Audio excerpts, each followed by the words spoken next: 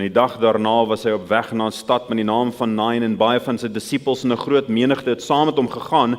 En toe hy naby die poort van die stad kom, word daar net 'n dooie uitgedra, die enigste seun van sy moeder. Sy was 'n weduwee en die groot menigte van die stad was by haar. En toe die Here haar sien, het hy haar innig jammer vir haar gevoel en vir haar gesê, moenie ween nie. En hy het nader gegaan en die baar aangeraak, daarop staan die draer stil en hy sê, jong man, ek sê vir jou, staan op. En die dooie het regop gaan sit en begin praat, en hy het hom aan sy moeder teruggegee. En vrees het almal aangegryp terwyl hulle God verheerlik en sê, 'n groot profeet het onder ons opgestaan en God het sy volk besoek. Liewe Here, dankie vir u woord vir ons vandag. Mag u verheerlik word in hierdie tyd. Asseblief, werk deur die Heilige Gees, vra ek in ons elkeen. In Jesus naam, amen. Sit gerus, sit gerus.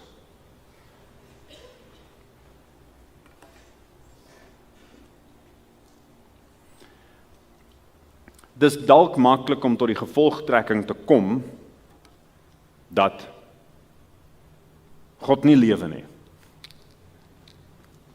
Dis dalk maklik om tot die gevolgtrekking te kom dat God nie belangstel nie.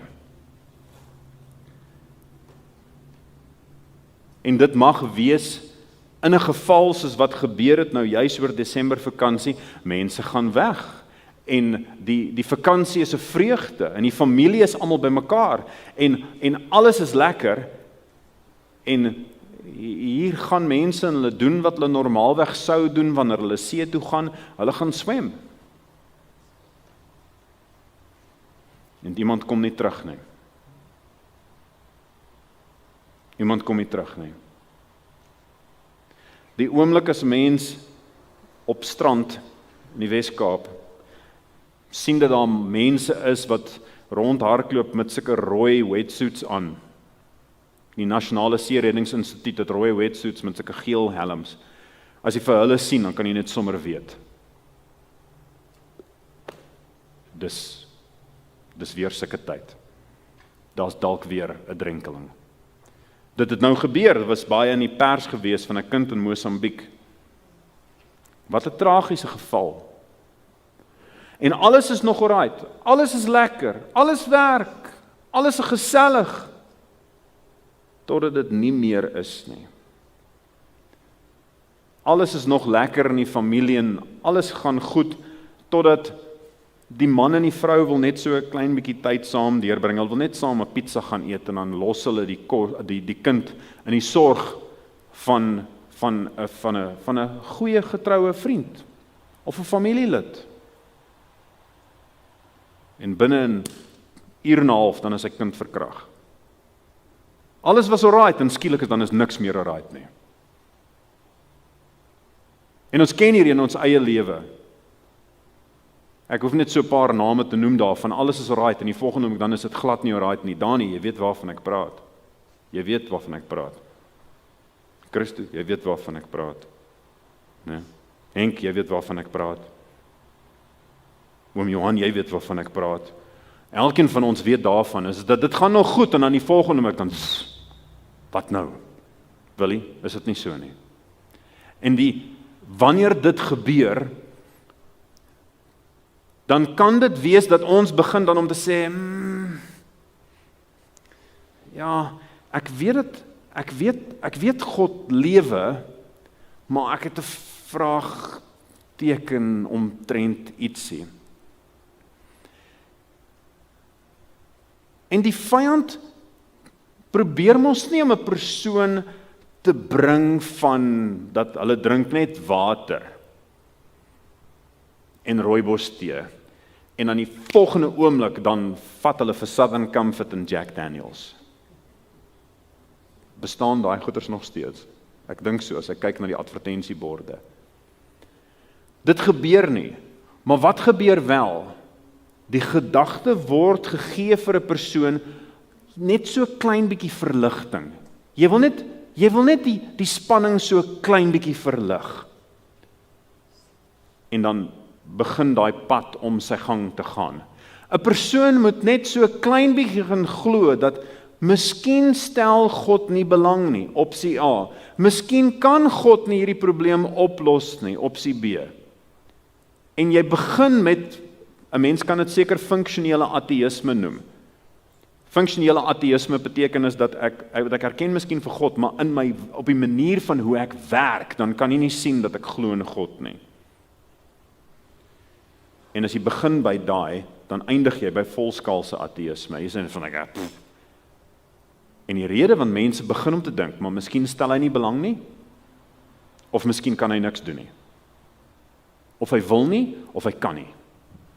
En dit is die twee antwoorde, dis die twee redes wat gegee word vir ateïsme, nog al die jare deur. God wil nie, God kan nie. Kan nie my probleme oplos nie, so. En dis interessant van hoe goed werk in geskiedenis. Daar was 'n man met die naam van Simon Greenleaf, en soos julle kan sien op die datums, hy het in die laat 18de eeu, het hy geleef, 1783 tot hier soos in middel 1800s, en hy het groot geword in 'n huis waar hy geleer was, daar is geen God nie, stel nie belang nie, of laat ek dit beter stel, ek weet nie in watter omstandighede hy groot gemaak was nie, ek ken nie die verhaal van sy ouers nie, maar hy self was 'n ateïs. Dat iets gebeur in sy lewe wat hy gesê het, ek stel nie meer belang nie, I'm out. Of sy ouers het gesê, ek is klaar, ek stel nie belang nie, of hy het gesê, ek stel nie belang nie, ek is klaar. Want dit is vreemd vir 'n man wat in die 1700s is, wat leef in Amerika, om daai benadering dan te volg. Dit was 'n baie godsdienstige nasie op daai stadium van die wedstryd. Daar was ateïste, maar hulle was nie minderheid. Wat het gebeur om hom te bring tot daai punt? Iets van waar hy gesê het, of God wil nie, of God kan nie, ek moet dit seker maar op my eie doen.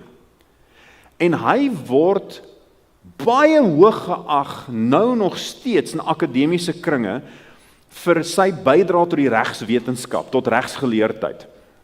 Hy het 'n boek geskryf oor bewysreg, wat nog steeds vandag beskou word as topgehalte. Ek is nou nie 'n advokaat of 'n regsgeleerde nie, ek sal vir leraar Japie by die konferensie dan nader en net vir hom seker maak hiervan. Maar in die geskiedenis dan is dit so dat sy boek was verskriklik hoog geag.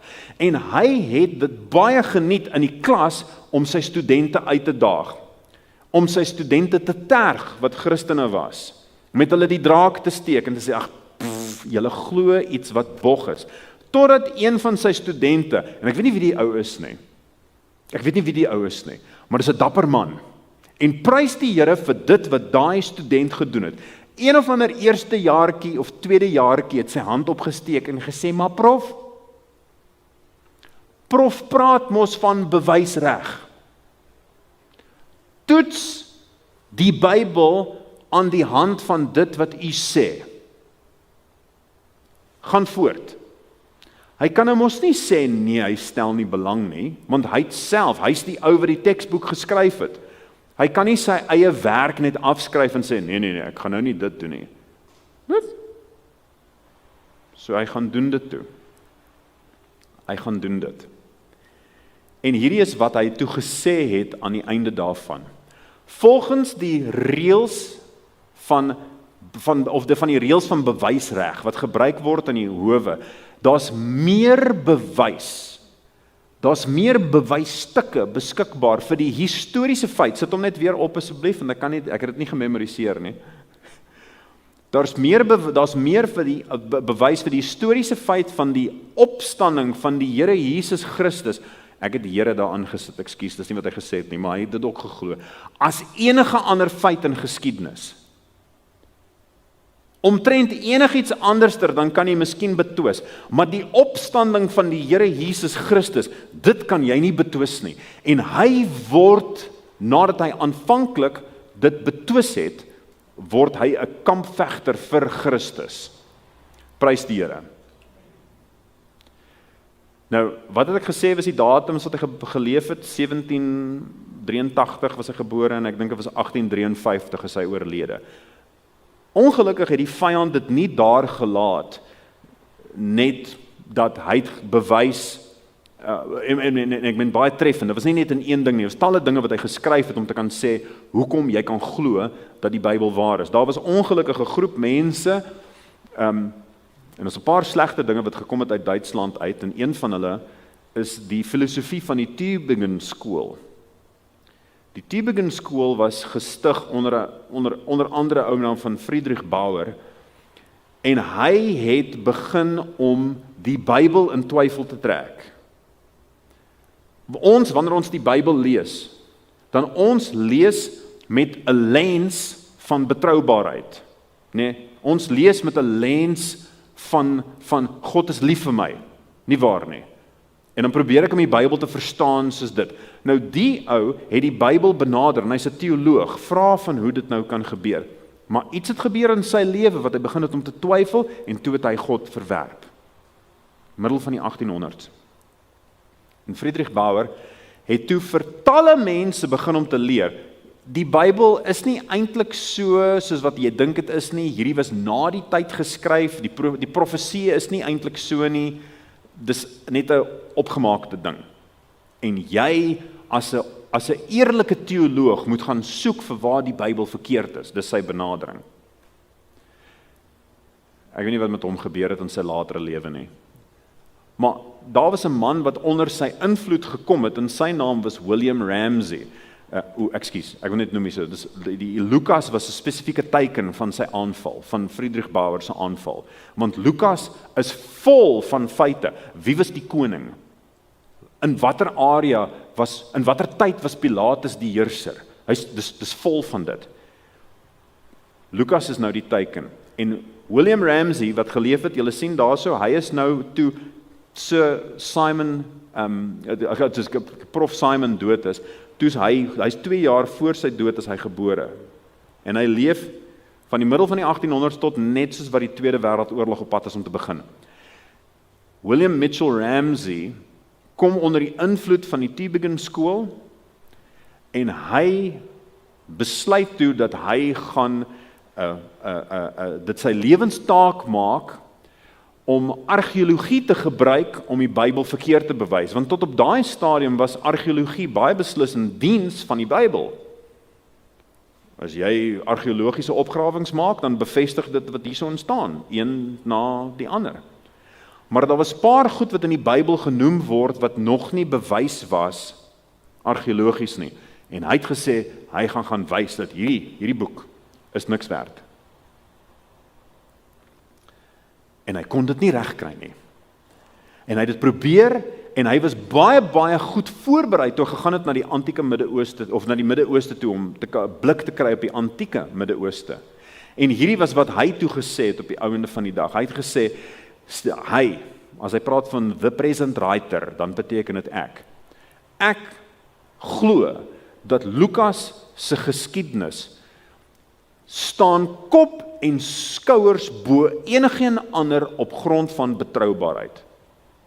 Lukas se geskrifte is betroubaar bo alles. So wat het hy probeer om te doen? Hy het probeer om te bewys, dit was nie so nie. En hy kon nie. En hy word 'n gelowige. Prof Simon. Hy het probeer om te bewys, dit was nie so nie. En hy kon nie. Hy het die Bybel gevat en hy het dit toegepas op sy eie omstandighede, in steede daarvan om sy omstandighede gevat en toe te pas op die Bybel. Maar kom ons kyk gou hierso na hoe Lukas geskryf is. As hy sê dat Lukas is die mees betroubaar van alles, wat geskiedkundige bronne betref. En ek sê nie, hy sê nie dat Lukas is beter as Matteus of Markus of Johannes. That's not the point, dis nie dit nie. Hy sê, as jy nou Lukas gaan vergelyk met 'n antieke skrywer soos Josephus of Herodotus, jy gaan Lukas nie kan fouteer nie. Jy kan nie. En daar's baie wat 'n mens kan sê omtrent hierdie, maar tyd gaan ons inhaal. Hier is dan 'n paar gedagtes van wat ons lees. As ons deur Lukas gaan blaai, net 'n paar los gedagtes. Na die doop, na die versoeking, die eerste wonderwerk wat na verwys word, is die genesing van die besetene in Kapernaum. Dis stap 1. Wat is Lukas besig om vir ons hier te wys? Want ons moenie die Bybel lees net in 'n geval van, ok, dis 'n mooi storie, dan gaan ek aan met my lewe. Hoekom begin Lukas met hierdie verhaal van die genesing van die besetene? Afgesien daarvan dat dit waarskynlik die eerste wonderwerk is wat op daai stadium plaasgevind het. Die enigste een wat voor dit plaasgevind het, skryf Johannes oor, en dit is die verandering van die water in wyn. Maar toe Jesus met die bediening volspoed hierso voort was, die eerste ding wat gebeur, binne in die sinagoge, hier is 'n besetene. En die Here bevry vir hom. Wat leer ons daaruit? Die groot stryd is aan die gang. Binne in die kerk. En Jesus wen. Nee? Kan ons dit sê? Ja, ons kan dit sê. Die volgende een is die genesing van Simon se skoonmoeder. Dis in Lukas 4, bietjie verder in dit. En die les wat ons daaruit kan kry is daar selfs genade vir skoonmoeders beskikbaar. Kyk, grappie. Dit was net om te toets of almal wakker is. Nee, dit beteken nie dit nie. Dis nie wat dit sê nie. My skoonma is baie lief vir my. So ek is baie dankbaar vir die skoonma wat ek het. Ek het 'n pragtige dogter gemaak met wie ek kon getrou het. Maar die punt hier is nie dat ons genade vir skoonmoeders beskikbaar is nie. Dit sê dat Jesus sal kom tot in die huis van 'n arm visserman en hy sal doen wat nodig is om genesing daar te bewerk. Nie waar nie?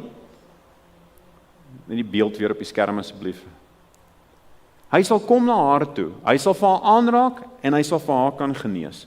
Nie net dat die Here mag oor siekte, so nou is dit bewys, Jesus het mag oor bose geeste en Jesus het mag oor siekte. Nie net dit nie, Jesus het mag oor melaatsheid.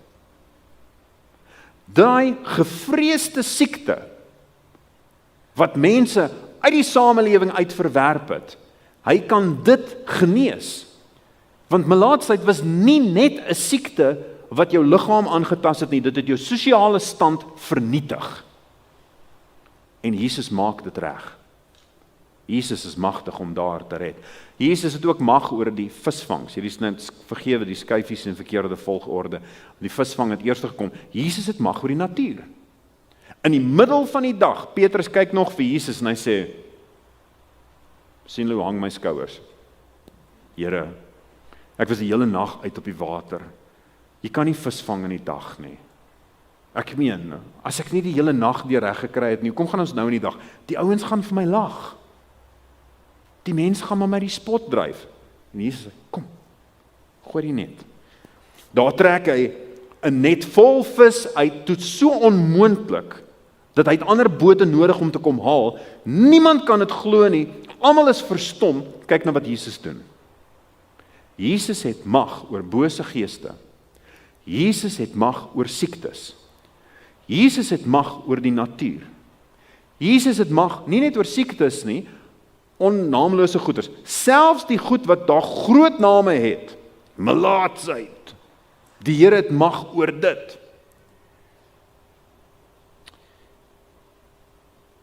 Jesus maak nie net reg wanneer 'n persoon, ekskuus, hy's nou verkeerd om. Nee, ek het een oorgeslaan. Daar's 'n skyfie tussenin wat veronderstel is om te wees van die verlamde man. So ek sal net vertel, Jesus is nie net daartoe in staat om 'n naamlose siekte te herstel nie. Hy's nie net daartoe in staat om melaatsheid, die gevreesde siekte, te reinig nie. Hy's ook daartoe in staat om mense wat lam gelê is, wat rondgedra word deur hulle pelle, vir hulle te genees, dat hulle weer kan rondstap. Meer as dit, nie net sonde, nie net dat hy lam gelê is nie, ook die feit dat hy 'n sondaar is, ook dit word vergewe. Want daai man wat so deur die dak gelaat was, die eerste ding wat die Here vir hom gesê het is, jy is vergewe. Fariseërs is mos geskok. Hoe kan hy iemand vergewe? Wat's makliker, om dit te sê of om te sê, staan op en loop? Gou, staan gou op en loop. En hy staan op. Bewys, Jesus reinig ons van ons sonde. Verstommend. Sien julle hoe in die boek van Lukas, dit is toenemend besig om net so te klim. Dit is hierdie crescendo van dade wat die Here hier bewerk om net sy almag te toon. Nie net is dit die verlamde man Dit is ook die man met die verdorde hand, wat in die middel van die sinagoge daar so staan met sy hand wat so is, en die fariseërs is vir hom bitterlik ontsteld, dat hy sou durf waag ooit ietsie op die Sabbat gaan doen. En hy sê vir hom, steek jou hand uit, en sy hand is genees, dis reg net soos die ander een. En dit word bewys dat Jesus is nie net mag oor die fisiese gebreke nie, maar hy bring ook Sabbatshervorming tee. Hy bring hervorming in mense se gedagtes, dat hulle nie net dink aan wat vir hulle belangrik is en hoor, net vertoon. Hulle maak eintlik mense se harte sag dat daar omgee sal wees vir iemand anderster. Nee, Tannie Gertie, is hartvogtigheid nie 'n verskriklike ding nie. Wanneer mense nie omgee nie en wat hulle hart net so gesluit is. Dis iets verskrikliks, maar die Here maak juis daai harte dan sag, dat daar genade dan is, selfs vir ouens soos ek. Benewens die genesing van die man met die verdorde hand, gaan Lukas verder en hy gee na dit die bergrede. En dan is daar 'n twee wat plaasvind. Hy genees iemand op 'n afstand. Die fariseërs en die owerpriesters van Kapernaum kom na hom toe en sê, hoor hier, daar's so 'n ou, hy's die hoofman hier, hy het al hierdie wonderlike goeders al gedoen vir ons, en hy het mos sy dienskneg gestuur, en gesê, sal jy asseblief my ander dienskneg genees. En hier's 'n hele gesprek wat plaasvind, en ons het nie tyd om dit in te gaan nie, maar hier is wat gebeur. Jesus genees nie net oor 'n afstand nie, ook oor 'n kultuurgrens.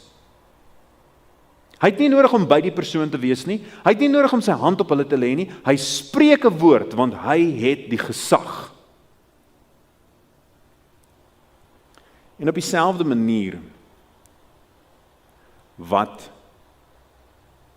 'n gimnas sal, wanneer hulle dan vir mense sal wil beïndruk, wanneer hulle beoordelaars wil beïndruk oor wat hulle doen, dan hulle is nie net besig om 'n bollemakiesie te slaan en dis dit nie. Ek kan ook 'n bollemakiesie slaan. Maar mense wat so op hulle hande kan rondloop, dit is indrukwekkend. Dan kry jy mense wat nie net so op hulle hande kan rondloop nie, hulle hang so met hulle arms uitmekaar aan ringe, wat hulle bene so voor hulle kan regop hou, en ek kan nie eers indink vir 'n oomblik van hoe jy dit reg kry nie, so in 'n perfekte L-vorm sit hulle soos dit. Hoe onmoontlik moet dit nie wees nie? Het julle ooit iemand sien dit doen? Weet julle waarvan ek praat? Gimnas hang so. Ek wil Okay, daar sê, goed, dankie, ek het 'n paar. Dankie Melanie, dis ook baie duidelike. Ek weet, die ligte maak dit moeilik en ek het 'n nuwe bril nodig. Maar daai is verstommend wat daar plaasvind. Jesus het homself nie net gehou by die eenvoudige vlakgoeders nie. Jesus vat dit een tree verder en hy, ekskuus, nou het ek te ver gegaan. Ekskuus julle, my skyfies is nou deurmekaar. Daar's nee. Dis nie. Hy's deurmekaar. Hier is die verloop van wat Jesus gedoen het. In die genesing van die besetene in die sinagoge toe hy hom verlos het, hy het gewys dat hy mag het oor die vyand. Met Petrus se skoonmoeder, hy het mag oor siekte. Met die wonderlike visvangs, hy het mag oor die natuur. Met die melaatsheid, dis 'n gevreesde siekte, dis dodelik, sosiale uitwerping, hy het mag oor dit. Met die verlamde man, hy laat hom loop en hy is nie net dat hy verlamming kan oplos nie, sonde kan hy ook oplos. Die man met die verdorde hand, dit is daai probleem word opgelos en dan is 'n hervorming vir mense wat beskikbaar is. Hy vat dit 'n tree verder. Hy genees die hoofman van Kapernaum se dienskneg oor 'n afstand. En die laaste ding is, dan word hy verheerlik met hierdie. Jesus is op reis na Nain. Daar's baie mense saam met hom. Nain beteken aangenaam. Dis blykbaar 'n baie mooi plek. Dit is op die platoerand. Ek was nog nooit in die antieke Midde-Ooste nie. Maar dis op 'n platoerand blykbaar met 'n pragtige uitsig daar en dit is regtig 'n mooi dorp. En in hierdie plek genaamd aangenaam is daar ietsie wat besonder onaangenaam aan die gang. Hier stap 'n ma Haar man is klaar dood, nou is haar seun dood. Dit beteken sy is weerloos, sy is uitgewerp, sy het niks. Wat se hoop het sy? Die persoon wat vir haar van haar heenkome is daarmee heen. 'n Groot menigte mense stap saam met Jesus en kom hierdie groot menigte tee. So jy die vreugde van die mense wat saam met Jesus stap en dan het jy die verskriklike hartseer van die mense wat hier aankom met die dood wat by hulle is. En toe die Here haar sien, het hy innig jammer vir haar gevoel en vir haar gesê, moenie ween nie. Nie pull yourself toward yourself, kom oor jouself, sê hy vir haar nie. Hy sê vir haar, moenie ween nie, want daar is hoop wat beskikbaar is. Hy sê vir haar, moenie ween nie, want daar's 'n antwoord wat vir haar beskikbaar was. En hy sê vir die dooie, hy gaan raak die baar aan. Deur daai te doen, deur om dit aan te raak, dan is hy veronderstel om onrein te word. Selfs as met die melaatsheid. Raak 'n malaatse aan, jy's onrein, jy's uitgewerp. Raak 'n dooie aan, hele seremonie wat jy moet deurgaan dat jy weer genees kan word. Maar hy raak daaraan, onbevrees, en hy sê, jong man, staan op. Voor daai hele skare, en hy skenk dan vir die seun terug na sy ma. En vrees het almal aangegryp, terwyl hulle God verheerlik en sê, 'n groot profeet het onder ons opgestaan. God het sy volk besoek. Geliefdes, as 'n gedagte.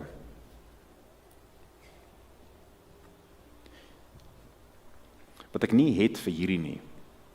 Ek het grootendeels het ek 'n idee van die volgorde. Maar ek weet nie watter tyd van die jaar hierdie plaas gevind het nie. Hierdie ding met die weduwee van Nain. Sy het nie geweet wanneer haar man gaan sterf nie, sy het ook nie geweet wanneer haar kind gaan sterf nie. Geen idee. Insgelyks, u weet nie wat om die draai wag vir u. Ek weet nie wat om die draai wag vir my in hierdie jaar nie. Maar wat ek wel weet, die vyand gaan alles doen wat hy kan om ons, of dit nou is as gevolg van siekte, of dit is 'n gevolg van die mislukking van 'n besigheid, dink Petrus se visvangs, of dit nou is van geliefdes wat swaar trek, dink Petrus se skoonmoeder, of dit nou is as gevolg van sosiale uitwerping, dink melaatsheid, of dit nou as gevolg is van verdorde hand, ek kan eintlik nie werk soos wat ek graag sou wou nie, of dit enige een van daai goeders is wat gaan gebeur, die vyand gaan daai goed in ons rigting te probeer gooi, om skeiding te bring tussen ons en ons heiland. Maar ons leer uit hierdie uit, God het sy volk besoek. Die God wat ons aanbid is magtig oor elke een van daai dinge. En in 'n konfrontasie tussen Christus en die dood, wen Christus elke keer, altyd. Mag dit so wees, dat vir hierdie jaar wat voorlê, ons staat maak, nie op ons eie vermoë om vis te vang nie. Dat ons staat maak nie op ons eie vermoë om sekuriteitsreëlings by ons huis te kry nie. Nie staat maak op ons eie vermoë om probleme op te los of om planne te maak nie. Dat ons sal staat maak op die onverskrokke God. Die God wat kom na ons toe. Die God wat mag het oor alles en enigiets. Die God wat genade toon aan ons. Amen.